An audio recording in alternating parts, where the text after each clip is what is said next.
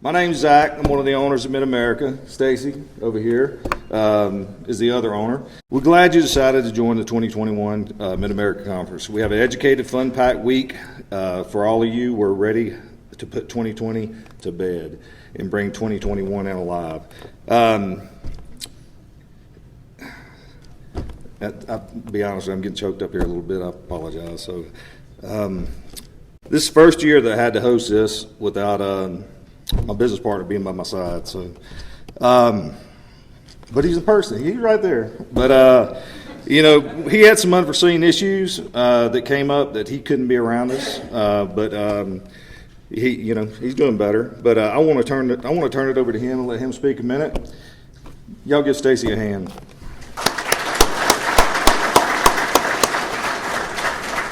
To our team, thank you all for making this happen. We couldn't have done it without y'all, obviously. I know Zack and appreciates it, like you said, and I can't tell you how much it means to me for everyone to be so committed to us, to the team. Unfortunately, it's just something's come and I can't be there today. This conference is probably my favorite event and definitely my favorite event of the year, and it's totally pains me to miss it. Seeing old friends and making new ones. So thanks again, and everyone have a great week. Turn it back over to you, Zack. All right, thanks, Stacy. Appreciate it. Hey, everybody get Stacy a hand.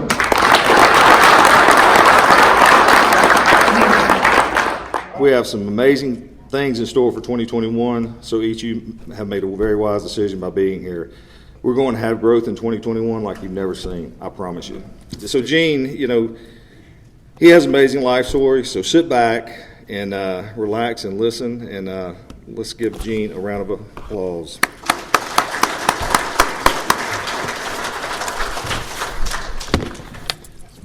Thank you, Gene. Appreciate it. Yes, sir. Thank you. All right, good morning, everybody. Glad that you're here. We talked about the sponsors a moment ago. I believe the sponsor tables, Bob, are over here, correct? Correct. All right, and I think they've maybe got some goodies and stuff like that. So between classes, be sure and mingle and get to know our sponsors, and we really appreciate those that stepped up and helped share the load. For Conference 2021, Bob did an amazing job really putting all of this together, and he was the driving force behind it. So thank you, Bob. Appreciate that. I'm going to take my glasses off because I've seen all of you, and now I need to see my notes. Okay? So welcome to Conference 2021, Finding Tomorrow Today. Benjamin and Pearl Wansel were Polish Jews. Benjamin was a shoemaker, but times were tough for a growing family in Poland in the late 1880s, especially if that family happened to be Jewish. By 1888, Benjamin made his way to America. He settled in Baltimore, where a friend who had preceded him there had promised him ample opportunity and a partnership. The friend had overstated his position, and when Benjamin got to America, there was no partnership, there was no business to be found, and needless to say, he was furious with his friend, but he was in America. And he had no choice but to figure things out, so he did. A year later, in 1889, Pearl and her children made the arduous journey to America and were reunited with Benjamin. The Wansels would go on to have a total of 12 children together. Their boys were hardworking and entrepreneurial like their father. From shining shoes on street corners to opening a bicycle shop and then a meat market, the boys scraped and scrapped to help Benjamin support their burgeoning family. Brothers Harry, Sam, Albert, and Jack were especially enterprising young men. In 1903, Sam wanted to purchase a movie projector. He had found that was for sale. It was a used one, and he talked to his brothers about pitching in to secure this device that he believed might help them on their way to a new career. They put all their money together on the table, but when they counted it out, they were still short of the money needed to purchase the projector. Benjamin was watching his sons intently, and their excitement about the new venture, their enthusiasm was clear. They believed that they could do something significant with that projector if they could just get their hands on it. So he went to his dresser in their little hovel where they lived, And he returned, and he laid on the table where the boys were gathered a gold watch. It had been in the family for 4 generations. It meant the world to him. He laid that on the table and he said, use this to raise the rest of the money. So Sam took his father's gold watch and pawned it. And with that money and the money the other boys had put together, he purchased the projector. I may not have mentioned yet that Benjamin, when he got to America, like so many who came from other countries, Americanized his surname. He changed it from Wanzel to Warner.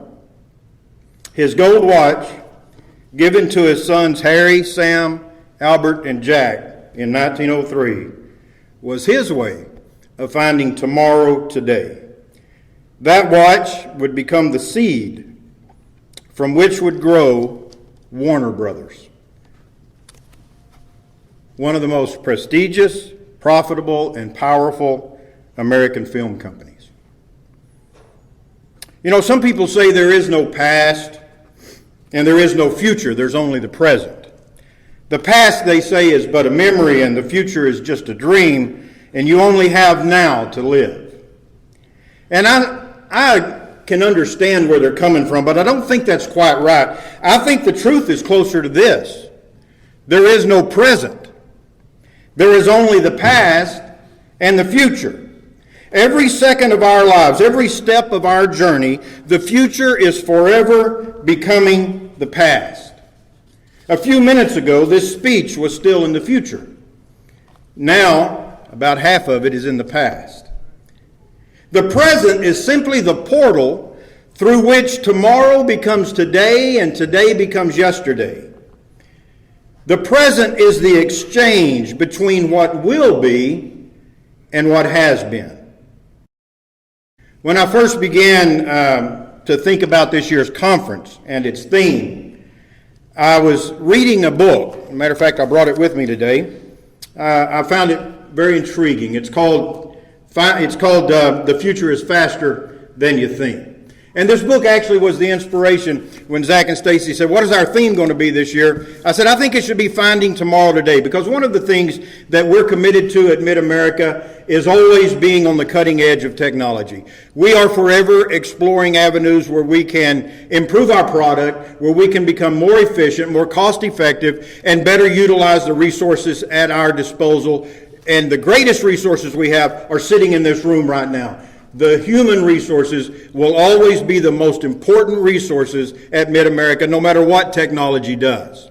But we also understand that if one of our core values is if you're not winning the technology game, then you're losing. And we believe that we have to be on the cutting edge of technology. And so I began to read this book, and I found some interesting passages in it. I want to share a couple of short ones with you.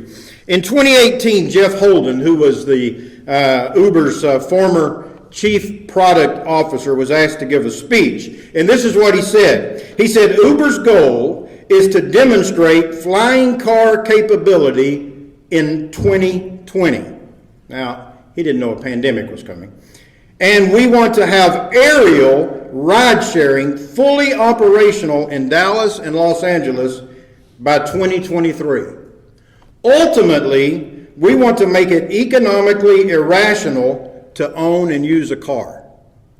Now, that sounds pretty radical, and it sounds fairly far-fetched, but some of you, and I see that a lot of you are around my age, or maybe some a little older, some a little younger, but let me ask you this. How much of what we are doing today was science fiction when you were a kid?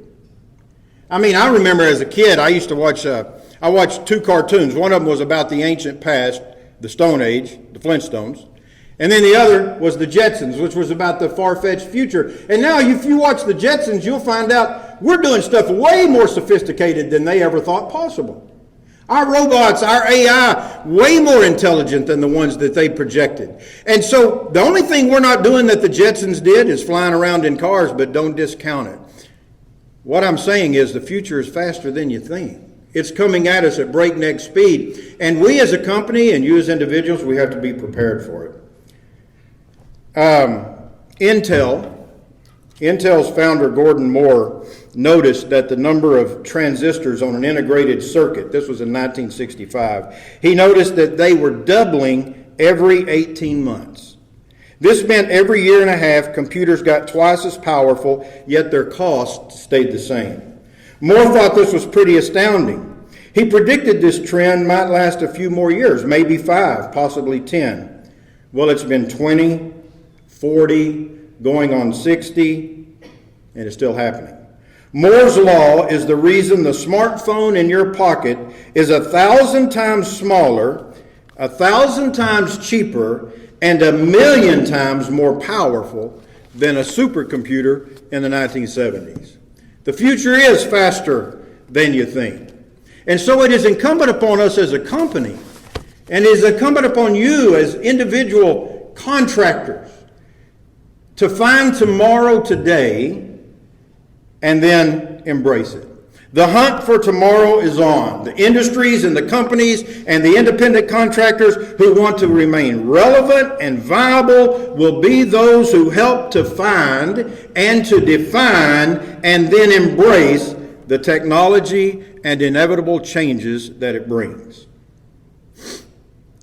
September 3rd, 1983.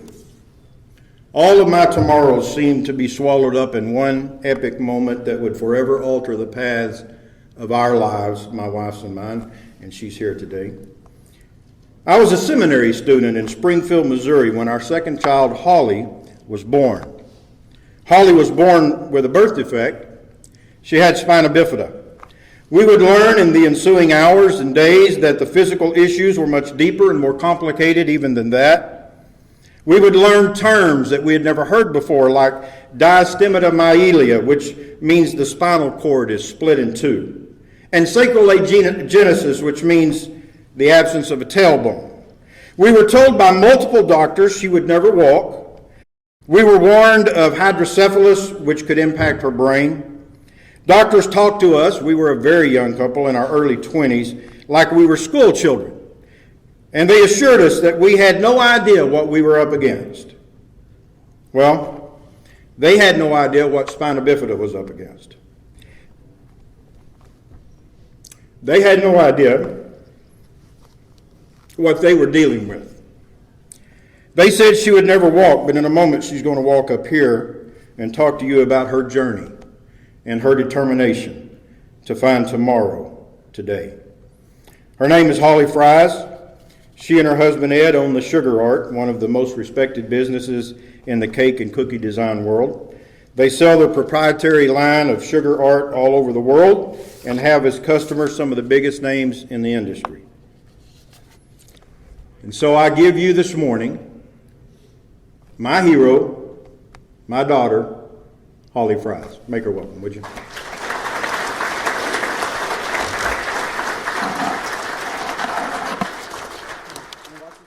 Man, I'm a lucky girl. All these guys are taking care of me. Thank you, Dad. You're my hero. You're making me cry before I even talk. I want to thank Stacy and Zack for having me. I'm really honored to be here. I've loved watching my dad grow in this industry and this company, and I just want to say to all of you that last night was amazing, and I can tell that you're all incredible people and you really love what you do, and that inspires Ed and I as business owners. So I want to thank you so much for just being warm and welcoming to Ed and I. And I actually had the pleasure of meeting Stacy last summer and really hearing the history of Mid-America in this wonderful company. Since my husband Ed is a business owner as well, that conversation meant a lot to us. We left Bernie feeling inspired by Mid-America and that any dreams really are possible if you first believe. I sound like a Disney princess right now. And second, if you are willing to take the risk. When we, as human beings, really believe in our dreams, taking risks shouldn't be that big of a deal, right? Because we 100% believe it will be worth it. I don't know about y'all, but that's not always been an easy task in my life, especially as I get older and my health becomes more and more frail. I proceed with tons of caution, weighing all possible outcomes and deciding if taking the risk is really worth it. Can I handle the worst case scenario? I've actually always been like this. Growing up with spina bifida, you learn to calculate every single move you make. And I did just that yesterday, practicing for this speech, making sure I can get up on these steps, and am I going to need Ed to lift my left leg? And I absolutely did. And I'm so grateful that I have him. If I were to go to a grocery store, I have to think through every single step I take. Number one, is my scooter charged? I don't know if y'all noticed, but I have a really cute scooter over there. Number two, does the grocery store have automatic doors, or am I going to have to find a nice Texas cowboy to open the door for me? Number three, will I be able to reach everything on my list? And if I can't, can I knock it down with my crutch? I've been known to knock a row of cereal boxes down in my day, and that's okay. It's cool. They didn't break. Number three, is my scooter basket large enough to hold everything that I'm wanting to get? If it's not, can I get the grocery store scooter, and will I be embarrassed to use that grocery store scooter? Because let's be honest, they sound like tow trucks when you're backing up, right? As if being 4 foot tall with purple crutches isn't attention-seeking enough. Here comes Holly. Beep, beep, beep. I hate that. And on it goes. Doing even the simplest of errands takes extraordinary effort from my body. But don't feel sorry for me, because it's always been this way. I don't know anything else. And in God's grace, He gave me a type A personality, so I'm totally okay with controlling every possible scenario, like most good women. The point is, I take caution, and I plan my life to a T. I feel like most days I live for 1,000 tomorrows, and it's always been this way. When I was a little girl, I had the most amazing imagination. Oftentimes I was alone because my older sister was a tomboy, always wanting to be outside, riding bikes, having real adventures. But my reality was the exact opposite. My adventures played out in my dreams. And I was content to play inside alone with my Barbie dolls. But as an adult, I've often wondered, if I had the choice, would I have been more like Ashley? Throwing caution to the wind, jumping on a bike, or rolling down a dirt hill, I'm not sure. It didn't matter. I was who I was, and my parents taught me that's the best thing I could ever be. In a lot of ways, I loved it too. I felt special, like God had a very special plan for me, one that the neighborhood gang would not get to be a part of. And that, in the lonely moments of playing alone, brought me tremendous hope. It was also in those quiet moments I really began to understand very early on what matters in life. It's not what you do, it's how you do it.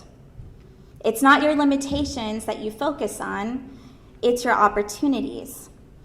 It's not your body that will define you, it's the decisions that you make with it. And I had many negative things I could dwell on as a little girl, but I didn't, because my parents didn't let me, for one, and that was not the life that I wanted, for two. I wanted to do anything I could just to be like the rest of the crowd, even if it wasn't exactly the way that they did it. I asked for a bike when I was 7 years old, and I got one. It was pink, it had a basket with flowers, and it was the best thing ever. However, when you have a split spinal cord, that really messes with your balance. You can't ride a bike. And I don't know why I asked for one, but I did.